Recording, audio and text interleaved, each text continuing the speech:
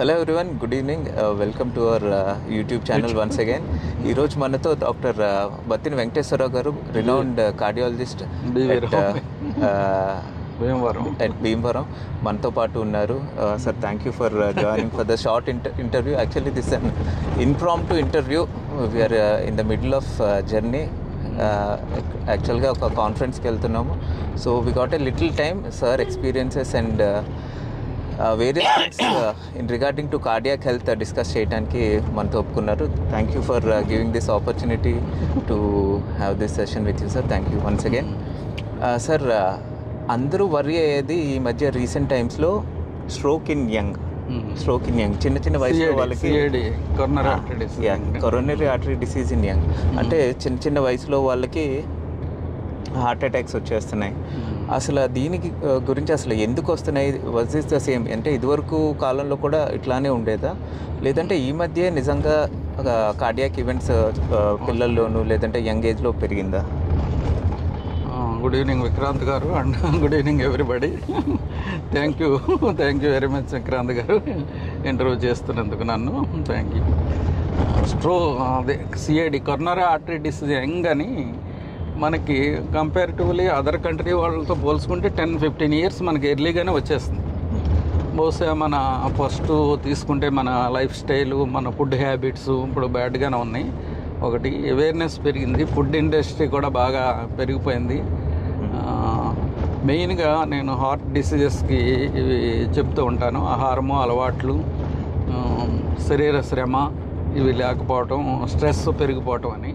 అలాగే డైట్ కూడా, అలవాట్లు, స్ట్రెస్ ఇవన్నీ చెప్తూ ఉంటాను. సరైన నిద్ర కూడా, స్లీప్ కూడా ఇంపార్టెంటే. స్లీప్ కూడా తగ్గిపోయింది యంగర్ జనరేషన్లో. నైట్ పార్టీలు, అదే హైదరాబాద్లో అయితే పబ్లు, డ్రగ్ అబ్యూజ్ కూడా important. One of the stroke in young CAD, CVA రెండు కూడా ఉన్నాయి దానికి. ఆ డ్రగ్స్, సరైన నిద్ర లేకపోవటం, ఇంకోటి ఫాస్ట్ ఫుడ్స్ ఎక్కువైపోయినాయి. అంతా readymade food, fast food, Zomato, Swiggy ఇవి కూడా ఎక్కువైపోవటం, ఇంటికి వచ్చేయటం. అసలు శరీర శ్రమ ఏది? ఇప్పుడు మనం ఫుడ్ తయారు చేయడానికి కూడా టైం లేదు. ఏదో మొన్న వాకర్స్ ఒకళ్ళు చెప్పారు, ఒక కంట్రీలో అసలు కిచెనే లేదంట. కొన్ని కిచెన్ ఉంటలేదంట. ఫ్యూచర్ అలా ఉంటుందేమో.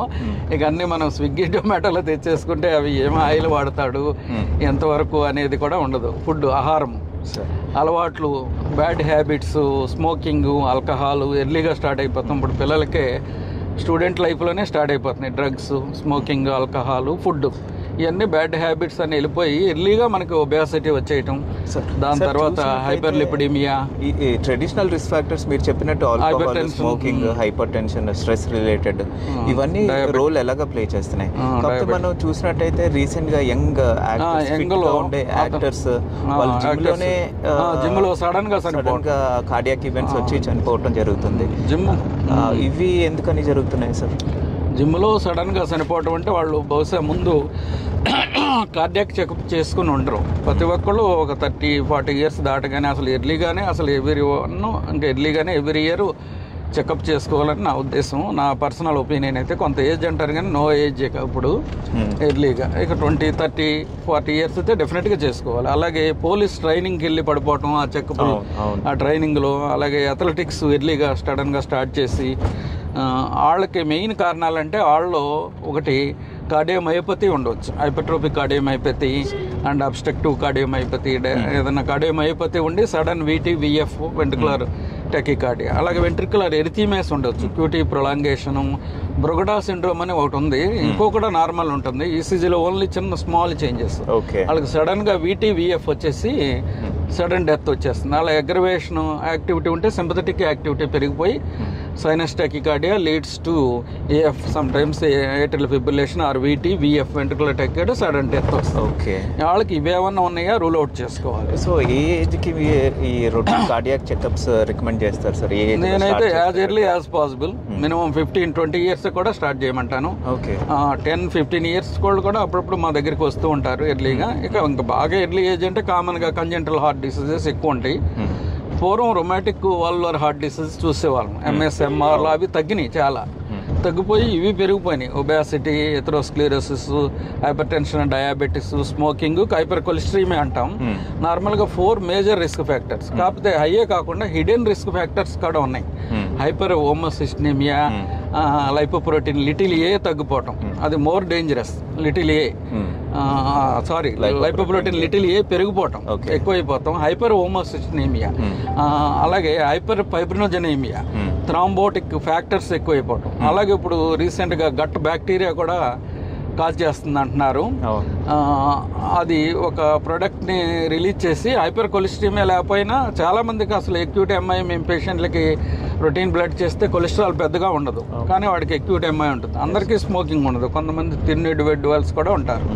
వీళ్ళకి అదర్ రిస్క్ ఫ్యాక్టర్స్ కూడా చూస్తున్నాం. గట్ బ్యాక్టీరియా, వేరే బ్యాక్టీరియా ఉండి ఒక ప్రోడక్ట్ని రిలీజ్ చేయటం వల్ల అది కూడా leads to the atherosclerotic plaque and rupture and leading to the CAD, CBI అని రీసెంట్ స్టడీస్ కూడా ఉన్నాయి. ఇటువంటి other causes other than 4 major risk factors కూడా మేబీ. వాట్ అబౌట్ ఏ టెస్ట్లు రొటీన్ గా చేయించుకుంటే బెటర్ సార్? ఈసీజీ ఒకటి సరిపోతుందా? ముందు రొటీన్ బ్లడ్ ఫస్ట్ పేషెంట్ని ఎగ్జామ్ చేయాలి doctor. Examination is important. BP, pulse అన్నీ చూసుకుని ఎగ్జామ్ చేసి అప్పుడు routine blood HBTC, DCSR, RBS, urea, creatinine, ECG, echo, ఏమైనా ఎగ్జర్షనల్ ఎస్ఓబి, చెస్ట్ పెయిన్ ఉంటే ఏజ్ అబౌవ్ 30 అయినా కూడా ట్రెడ్మిల్ టెస్ట్ మినిమం అడ్వైజ్ చేస్తాం. ఎనీ ట్రెడ్మిల్ టెస్ట్ డౌట్ ఉన్నా లేదా నువ్వు అనేబుల్ టు వాక్ అన్నా సిటీ యాంజియో అడ్వైజ్ చేస్తాం. లేదంటే డైరెక్ట్ డిఫికల్ట్ సిమ్టమ్స్ ఉంటే exertional SOB and climbing stairs, 2-3 కిలోమీటర్లు నడిచినా మెట్లు ఎక్కినా ఎస్ఓబి కానీ చెస్ట్ పెయిన్ ఉంటే వాళ్ళకి మనం ట్రెడ్మిల్ అవసరం డైరెక్ట్గా యాంజియో కూడా అడ్వైజ్ చేయొచ్చు. అందులో లేజన్స్ని బట్టి మనం ఒక 30, 40, 50% వరకు పర్వాలేదు. మోర్ దెన్ 70 ఉంటే stent, more than 3 vessels, 2 vessels ఉంటే సమ్టైమ్స్ బైపాస్ అడ్వైజ్ చేస్తాం. Okay. What about CT coronary angio అని కొత్త ఇన్వెస్టిగేషన్? సిటీ కొర్నరీ యాంజియోలో కాల్షియం స్కోరు, అది అనేబుల్ టు వాక్ అన్న వాళ్ళకి స్క్రీనింగ్ టెస్ట్ లాగా. అలాగే ఒకసారి స్టంట్ అయిపోయినా, బైపాస్ అయిపోయినా సిటీ కొర్నరీ యాంజియో బాగా ఉపయోగపడుతుంది. బైపాస్ అయిన వాళ్ళకి ఎలాగో ఏజ్డ్ పీపుల్ ఉంటారు, పెద్ద నడవలేరు, గ్రాఫ్ట్స్ ఎలా ఉన్నాయి, ఒరిజినల్ నెగిటివ్ వెసల్స్ ఎలా ఉన్నాయి మనకు తెలుస్తుంది. City coronary angio is it a replacement for traditional angiography? Traditional angiography is gold standard, అందులో నో డౌట్. బట్ ఇది స్క్రీనింగ్ టెస్ట్ కింద మనకు ఉపయోగపడుతుంది.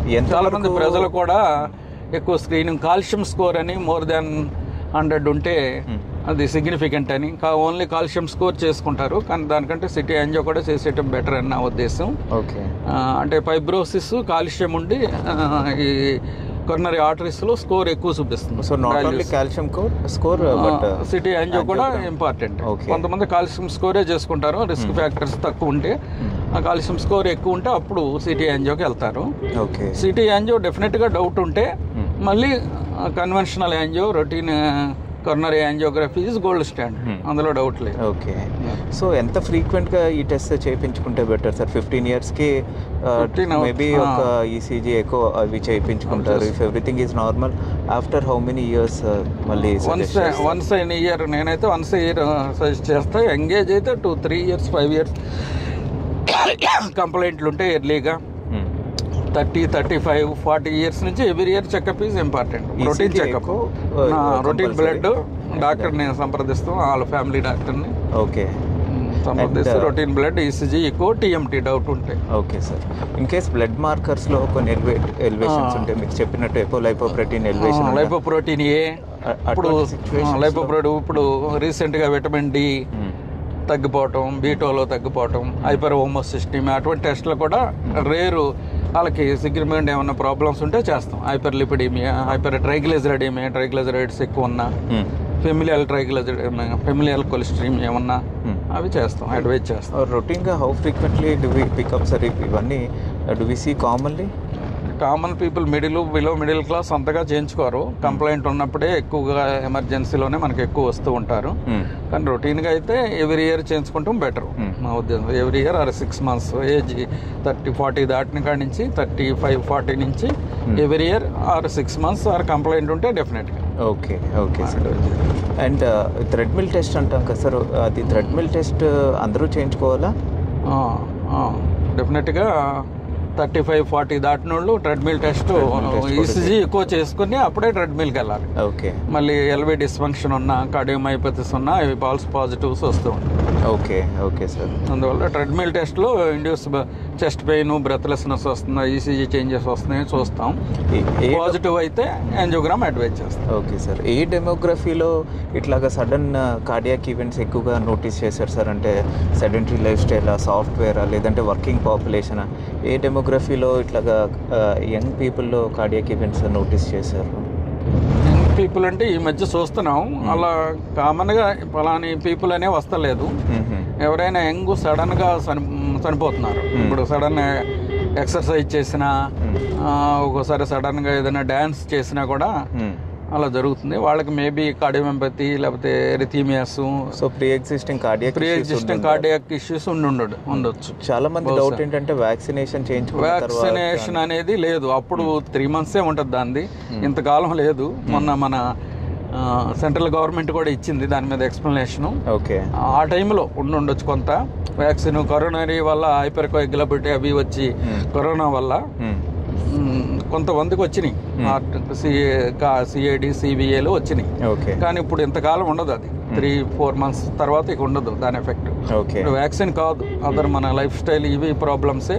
చెకప్లు చేసుకోకపోవటం వల్ల యంగ్లో పోలీస్ ఇంటర్వ్యూకి వెళ్ళినా, అలాగే ఏదైనా మన అథ్లెటిక్ టెస్టుల్లో ఛాంపియన్లు అవుదామని వాళ్ళు టెస్టులు చేసుకుంటున్నా కూడా సివియర్గా ఎగ్జాక్ట్ అయ్యి సడన్ డెత్లు మనం రికార్డ్ చేస్తాం. Okay. Okay sir. Lifestyle measures young పీపుల్కి లేదంటే ఎల్డర్లీ పీపుల్కి ఎటువంటి లైఫ్ స్టైల్ మెజర్స్ తీసుకోవాలి? ఫుడ్ రిలేటెడ్గా, ఎక్సర్సైజ్ రిలేటెడ్ ఎర్లీ ఏజ్లోనే బిగిన్ చేయాలి. స్కూల్స్లో కూడా మనం ఇది ఇంప్రూవ్ చేయాలని, న్యాచురల్ డైట్, హోమ్ ఫుడ్డే more preferable, vegetable food, limited quantity, diet, height, weight చూసుకుంటూ దానికి తగ్గ ఫుడ్. మీట్ అయితే ఇప్పుడు ఎలిమినేట్ చేయమని మరి సైంటిఫికల్గా అయితే అకేషనల్లీ ఓకే. ఏ meat sir? Fish, prawns, fish, eggs advise చేస్తున్నాం. ఓకే. అదే రెడ్ మీట్ మెయిన్గా, రెడ్ మీట్. వైట్ అంటే మనం చికెన్ తీసుకోవచ్చు, కానీ ఒరిజినల్ చికెన్ దొరుకుతుందా, ఇవన్నీ ఫార్మ్ ఇవన్నీ చేసినాయి. ఎగ్, చికెను, ఫిష్ అడ్వైజ్ చేస్తున్నాం. ఫిష్ కూడా ఇప్పుడు ప్లాస్టిక్ వచ్చేసింది అంటున్నారు, మైక్రో ప్లాస్టిక్స్ వచ్చేసినాయి అంటున్నారు. ఇవన్నీ కూడా ఇక మీరు మరీ కావాలంటే వేరే ఫార్మింగ్ చేసుకుని న్యాచురల్ ఆర్గానిక్ ఫుడ్ తినగలిగితే లిమిటెడ్గా తీసుకోవాలి. కొంచెం ఏజ్ పెరిగే కొంత ఇంటర్మీడియట్ ఫాస్టింగ్ అని 2 times a day. Mutton avoid చేయమని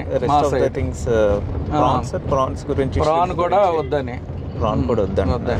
ఓకే. అండ్ ఇదివరకు ట్రెడిషనల్ గా ఎగ్ యోక్ అంటే వద్దని వాడు చేయమనేవారు. ఇప్పుడు తీసుకోమంటున్నాం. తీసుకోమంటున్నాం. 2 eggs వరకు పర్వాలేదు. 2-3 హోల్ తీసుకోవచ్చు. ఇంకా బాగా ఎక్కువ తీసుకుంటే అప్పుడు సొంత తీసుకోమంటున్నారు. Only white. సో 1 or 2 వరకు హోల్ ఎగ్ తీసుకోవచ్చు. ప్రోటీన్స్ రూల్ ప్రకారం అయితే 1 gram per kg తీసుకోవాలి. అంత అసలు తీసుకుంటున్నాం మనం. చాలా మంది మన వాళ్ళు అంతా వన్స్ ఏ వీక్ చికెన్, మటన్ కొంచెం తింటారు. ఫిష్ సండేలు, వెన్స్డేలే. రూల్ ప్రకారం అయితే ఎవ్రీడే కొంత ప్రోటీన్ తీసుకోవాలి. ఫ్యాట్ కొంత, కార్బోహైడ్రేట్ ఎక్కువైపోతుంది, రైస్ ఎక్కువైపోతుంది. రైస్ తగ్గించి కర్రీస్ పెంచి, దాల్స్, ఇవి వెజిటబుల్ ప్రోటీన్. బాడీ కంపోజిషన్ చూసినట్టయితే సార్ ఎక్కువ సెంట్రల్ ఒబేసిటీ ఉంటుంది, కడుపు చుట్టూ కూడా ఎక్కువ ఒబేసిటీ ఉంటుంది. ఇది తగ్గించాలి, మోర్ వెనరబుల్ అని. And exercise sir, A exercise అందరూ చేయాలి? అండ్ స్పెసిఫిక్గా ఇంకా స్ట్రెంగ్త్ ట్రైనింగ్ గురించి ఇప్పుడు కొత్త ఎంఫోసిస్ ఏమన్నా ఉందా? Only walking, aerobic exercises, walking, రెగ్యులర్గా వాకింగ్ అడ్వైజ్ చేస్తున్నాం. సైక్లింగ్, నడవలేని వాళ్ళు సైక్లింగ్, స్విమ్మింగ్ ఇవి చేయొచ్చు. అలాగే కొంత మజిల్ కూడా ఎక్సర్సైజ్ చేయమని, 40 years దాటినాక మజిల్ లాస్ కూడా అవుద్దని కొంచెం స్మాల్ వెయిట్స్ లిఫ్ట్ చేయటం, అది కూడా చేయమని. మినిమం 30 minutes 30 to 45 minutes చేసుకుంటాం బెటర్. 30 to 45 minutes మనకు అసలు లేదు కదా ఎప్పుడు నడు. ఎంత ఒక 35-40 1 hour చేసుకుంటే మంచిది నా ఉద్దేశం. ఒక వాకింగ్ కొంతమంది స్లోగా నడుస్తారు, కొంతమంది ఫాస్ట్ పేస్ తో నడుస్తారు. అప్రోప్రియేట్ పేస్, యావరేజ్ కన్నా కొంచెం ఫాస్ట్ గా నడమని, అసలు మాట్లాడకుండా నడమని. మరి ఎంతవరకు కుదురుతుంది అనేది మనకు తెలియదు. ఈ మధ్య ఫిట్నెస్ ట్రాకర్స్ అవి వచ్చాయి కదా సార్, మీరు ఏమైనా పర్సనల్గా యూజ్ చేస్తారని రికమెండ్ చేస్తారా? ఫిట్నెస్ ట్రాకర్స్ అంటే సాయిల్ మెత్తగా ఉంటే మంచిది. ఇంకా మన సీసోరు లేకపోతే సముద్రం కానీ మన గోదావరి నదుల పక్కన ఉన్న ఇసుకని తీసుకొచ్చి చేయగలిగితే ఇంకా మరీ మంచి. దాంట్లో బేరుపుట్టు వాకింగ్ చేయగలిగితే ఇంకా చాలా మంచిదని. గ్రౌండింగ్ అని కూడా అంటున్నారు. అండ్ దాన్ని ఎప్పటికప్పుడు మెత్తగా ఉండేటట్టు చేయటం, సాయిల్ని చేయగలిగితే బెటర్. నీ జాయింట్ పెయిన్స్, నీ పెయిన్స్ అవి రాకుండా ఉంటాయి. ఓకే సార్, యోగా ఈ మధ్య ఎంఫసిస్ చేస్తున్నారు. యోగా వల్ల కార్డియాక్ బెనిఫిట్ ఉంటుందా? డెఫినెట్గా చాలా బెనిఫిట్ ఉంటుంది. యోగా మెడిటేషన్ చేసుకోవడం వల్ల, యోగాసనాలు, సూర్య నమస్కారాలు, ఇవన్నీ జాయింట్ పెయిన్స్. ఏజ్ పెరిగే కొంది ఇన్ఫ్లమేషన్ పెరిగిపోతుంది అందరికీ. తగ్గాలంటే మనం యోగా మెడిటేషన్ కూడా ప్రాక్టీస్ చేసుకోవాలి. అలాగే డైట్ కంట్రోల్, ఎక్సర్సైజులు, యోగాసనాలు, మెడిటేషన్ చేసుకుంటాం, కొద్దిసేపు మైండ్ కామ్గా పెట్టుకుంటాం. వీటి వల్ల మన సింపథెటిక్ యాక్టివిటీ, సింపథెటిక్ పారాసింపథెటిక్ ఉంటాయి కదా, పారాసింపథెటిక్ పెరిగి సింపథెటిక్ యాక్టివిటీ తగ్గుద్ది, హార్ట్ రేట్ కూడా తగ్గుతుంది. అలాగే resting heart rate, respirator rate తగ్గించగలిగితే మీరు ఎక్కువ కాలం జీవిస్తారని స్టడీస్ ఉన్నాయి కదా. యోగా మెడిటేషన్ కూడా డెఫినెట్గా అన్నిటికీ యూస్ఫుల్. ఎవ్రీథింగ్, బాడీ ఫిట్నెస్, డిసీజులు త్వరగా రాకోకుండా ఉన్న వాళ్ళకి తగ్గటం అన్నిటికీ ఉపయోగపడుతుంది. అందులో డౌట్ లేదు. అండ్ చాలా మందికి ఈ మధ్య because of the food habits అందరూ చెస్ట్ పెయిన్తో, ఈవెన్ గ్యాస్ట్రైటిస్ ఇబ్బందులతో కూడా వస్తున్నారు. సో చాలా మంది కన్ఫ్యూజ్ అయ్యేది ఏంటంటే హార్ట్ పెయిన్ వచ్చిన వెంటనే గ్యాస్ పెయినా లేదంటే కార్డియాక్ పెయినా అని కన్ఫ్యూజ్ అవుతున్నారు. సో వాళ్ళకి ఈ సిమ్టమ్స్ చూసుకుంటే కంపల్సరీ ఇది అయ్యి ఉండొచ్చు అని ఎన్ని టిప్స్ సార్ వాళ్ళకి? అటువంటి డెఫినెట్గా మెయిన్ డాక్టర్ దగ్గర అయితే హిస్టరీ తీసుకోవాలి. ప్రాపర్ హిస్టరీ తీసుకుంటే చాలా మట్టుకి మనం ఎలిమినేట్ చేయొచ్చు. లేదంటే ఎలాగో హిస్టరీ తీసుకున్నాక పేషెంట్ని ఎగ్జామ్ చేసి ఈసీజీ ఎలాగో తీస్తాం. డ్రాప్ అయ్యి అని అది ఒకటి మేము చేస్తాం. డ్రాప్ అయ్యి పెరిగితే కార్డియాక్ అని కొన్ని తెలియవు. డెఫినెట్గా retro external, typical angina, atypical angina, non cardiac pain 3 ఉంటాయి. నాన్ కార్డియాక్ అయితే వేరే ఈ సిమ్టమ్స్ ఉన్ను, సెంట్రల్ చెస్ట్ పెయిన్, స్వీజింగ్, హెవీనెస్ ఉండి, స్వెట్టింగ్, బ్రెత్లెస్నెస్, ఇవి ఉంటే మనం కార్డియాక్ పెయిన్ కింద తీసుకుంటాం. కానీ కొన్ని గ్యాస్ట్రిక్ కూడా అలాగే ఉంటాయి, మింగిల్ అవుతాయి. కాకపోతే అతను తినగానే వచ్చిందా, ఏమైనా స్పైసీ ఫుడ్ తీసుకోగానే వచ్చిందా, హిస్టరీలో చాలా మటుకు కొంత ఎలిమినేట్ చేస్తాం. కొంత ఈసీజీ వరకు వచ్చేస్తుంది, చేంజెస్ ఉంటే వచ్చేస్తాయి. కొంత ఇంకా డౌట్ ఉంటే డ్రాప్ అయి చేస్తాం, ఇంకా డౌట్ ఉంటే పంపిస్తాం. రీసెంట్గా ఒక కేసు రెఫర్ చేశారు. అతనికి పెయిన్ అబ్డామిన్ అండ్ ఫిమేల్, ఒక 55 or 60 years, చెస్ట్ పెయిన్ కూడా ఉంటుంది. ఈసీజీ ఎక్కువ నార్మల్ ఉంది, కానీ పెయిన్ అప్పుడు చూస్తే నేను ఎగ్జామ్ చేస్తే ఎపిగాస్ట్రిక్ టెండర్నెస్, అసలు డిఫ్యూజ్ టెండర్నెస్ చెప్తాం. అందులోకి అల్ట్రాసౌండ్ చేస్తే ఆవిడ రైట్ ఇలియాక్ పోజా ఇన్ఫ్లమేషన్ ఉంది, అది సరిగ్గా కనపట్టలేదు అన్నారు. ఇంతకు సిటీ అబ్డామిన్ చేస్తే పెర్ఫరేషన్ ఆఫ్ ది స్మాల్ ఇంటెస్టైన్ చెప్పారు. అలా రెఫర్ చేయడం కూడా ఒక్కోసారి జరుగుతాయి. ఈ రెండు గ్యాస్ట్రిక్, కార్డియాక్ ఒక్కోసారి కన్ఫ్యూజ్ పడతాం. డెఫినెట్గా కొన్ని సిమ్టమ్స్ అటు ఇటు కలుస్తాయి. దాన్ని ఎక్స్క్లూడ్ చేసుకుని కొన్ని టెస్టుల ద్వారా మనకు డౌట్ ఉంటే గ్యాస్ట్రాంట్రాలజీ ఒపీనియన్ కూడా తీసుకుంటాం better. Me being a gastroenterologist నాకు కూడాను ఇంత కట్ట ఈసీజీ అవేర్నెస్ పెరిగింది కనుక ముందు ఆ కట్టలు పట్టుకోవచ్చు. Better safe than sorry. So ఒకవేళ ఎక్స్ట్రా ఈసీజీ చేయించుకున్నా పర్వాలేదు, కానీ దాన్ని నెగ్లెక్ట్ చేసి చేయించుకోకుండా గ్యాస్ పెయిన్ ఉంటుందిలే అని అనుకోవటం మాత్రం that will be very much troublesome. చాలా మంది ఈసీజీలో ఎంఐ ఉన్న ఎండోస్కోపీలు చేసుకుని వచ్చిన వాళ్ళు ఉన్నారు. అలాగే గ్యాస్ట్రిక్ పెయిన్ కార్డియాక్ అని ట్రీట్ చేసిన వాళ్ళు ఉన్నారు. ఒక్కోసారి ఆస్పిరిన్, క్లోపిడోగ్రిన్ పెట్టి బ్లీడింగ్ కాంప్లికేషన్లు వచ్చిన వాళ్ళు ఉన్నారు. అలాగే తెలియక మనం ఆస్పిరిన్, క్లోపిడోగ్రిన్ ఏజ్డ్ పేషెంట్లు పెట్టేస్తే ఒక్కోసారి సిబిఏ, ఇంట్రాసెరిబ్రల్ బ్లీడ్ వచ్చిన వాళ్ళు ఉన్నారు. ఇవన్నీ కూడా మనం చూసుకోవచ్చు. ఓవరాల్ హోలిస్టిక్ గా పేషెంట్ మనం ట్యూబులర్ విజన్స్ చూడకుండా అన్నీ చూసుకుంటాం బెటర్. అండ్ ఆల్కహాల్ సార్, ఇదివరకు వైన్ తాగితే హార్ట్ కి మంచిది అని లేదు, ఇప్పుడు అసలు నో ఆల్కహాల్ అని, ప్రస్తుతానికి రెడ్ వైన్ కూడా లేదని. ఓకే, సో పూర్వం ఎగ్ ఎల్లో వద్దనేవాళ్ళం, ఇప్పుడు తీసుకోమంటున్నాం. అలాగే ఆల్కహాల్ కొంచెం లైట్గా తీసుకుని రెడ్ వైన్ తీసుకోమనేవాళ్ళం, ఇప్పుడు అది కూడా జీరో అని వద్దని. No alcohol, no smoking, no smoking. Off alcohol ఈ సేఫ్ ఫర్ హార్ట్. సో చాలా మంది సబ్స్క్రైబర్స్ హార్ట్కి బాగుంటుంది ఆల్కహాల్ అని చాలా మంది తీసుకుంటూ ఉంటారు. లివర్ ఒకటే పాడవుతుంది, హార్ట్ సేఫ్గా ఉంటుందని. కానీ ఈవెన్ ఆల్కహాల్ హార్ట్కి కూడా సేఫ్ కాదు. మీరు విన్నారు కదా, వైన్ తాగేవాళ్ళు లేదంటే ఇంపోర్టెడ్ బ్రాండే తాగుతాము, దీనివల్ల నా హార్ట్ కానీ లివర్ కానీ సేఫ్గా ఉంటుంది అనుకుంటున్న వాళ్ళకి ఇది ఒక రిమైండర్ అనమాట. ఎంత ఆల్కహాల్ తీసుకున్నా even a drop of alcohol will be injurious. మీ హార్ట్కనే కాదు, లివర్కనే కాదు, నరాలకి, బ్రెయిన్కి, అట్లాగా ఇతర ఆర్గాన్స్ అన్నిటినీ కూడా డ్యామేజ్ చేస్తారు. So absolutely no alcohol. So sir, any final words to our subscribers? ఏదైనా cardiac event final tips atypical angina అని, అలాగే కొర్నరీ ఆర్టరీ డిసీజ్ ఫిమేల్స్ అని ఒక రీసెంట్ అవేర్నెస్ ఒకటి వచ్చింది. ఇంకోటి coronary coronary artery disease beyond coronary obstructions అని కూడా రీసెంట్ టాపిక్ ఒకటి ఉంది. దాన్ని ఇప్పుడు ఈరోజు విశదీకరించడానికి వెళ్తున్నాం కూడా. Females, especially young females, older అంటే కొర్నరీ ఆర్టరీ డిసీజ్ మిక్స్డ్ వ్యాసోస్పాజమ్ అని, ఒకళ్ళకి typical angina symptoms coronary artery disease కొంత ఉంటుంది, కొంతమందికి యాంజినా, అన్స్టేబుల్ యాంజినా, అన్ని ఫీచర్స్ నార్మల్ ఉంటాయి, కొర్నరీ అన్ని features in favour of the coronary artery disease ఉంటాయి. మనం యాంజియో చేస్తే నార్మల్ కొర్నరీస్ ఉంటాయి. వాళ్ళకి మైక్రోవాస్కులర్ యాంజినా ఉంటుంది. రీసెంట్గా మా దగ్గరికి ఒక ఫిమేల్ వచ్చింది, ECG echo normal, typical chest pain చెప్తుంది, cardiac markers normal, angio is normal. వాళ్ళకి మైక్రోవాస్కులర్ డిసీజ్ అని అది ఒకటి ఉంటుంది, చూసుకోవాలి. అది ఈక్వల్ ఉంటుంది. వాటికి స్టాటిన్స్ పెద్దగా ఉపయోగపడవు. కొర్నరీ డైసెక్షన్స్ ఉన్నా కూడా స్టాటిన్స్ ఉపయోగపడవు కొంతమందికి. అలాగే కాల్షియం బ్లాకర్స్, సమ్ టైమ్స్ నిక్రాండిల్, ట్రైమెటాజైడ్ అని ఇక్కడ చూసుకుని టిపికల్ యాంజినా ఉండి అదర్ ఫ్యాక్టర్స్ ఏమీ లేకపోతే మైక్రోవాస్కులర్ యాంజినా అని అది కూడా ట్రీట్ చేస్తుంది. ఇది క్లినికల్ డయాగ్నోసిస్ సార్, లేదంటే క్లినికల్ మీరు ఇన్వెస్టిగేట్ చేసుకుంటే ఇంకా పెట్ వర్క్ కూడా వెళ్ళొచ్చు. ఓకే, పెట్ స్కానింగ్ కూడా కొర్నరీ మైక్రోవాస్కులేచర్ స్టడీ చేసుకుని కన్ఫర్మ్ చేసుకోవచ్చు. కావాలంటే అంతవరకు మన ఇంకా ఎఫర్డబుల్ కాదు మన కంట్రీ, మన state or district. Okay sir. So thank you once again sir for joining us to this wonderful interview. And ఈరోజు ఎంతో ఇన్ఫర్మేషన్ మన సబ్స్క్రైబర్స్కి అందింది. ఇట్లానే ఫ్యూచర్లో ఇంకా ఇంటర్వ్యూస్కి రావాలని and officially probably in detail ఒకసారి ఇంకా బెటర్ క్వశ్చన్స్తో ఇంకొక ఫుల్ స్కేల్ ఇంటర్వ్యూ కండక్ట్ చేస్తాం. Thank you once again for joining us. Thank you Vikrant, and thank you all.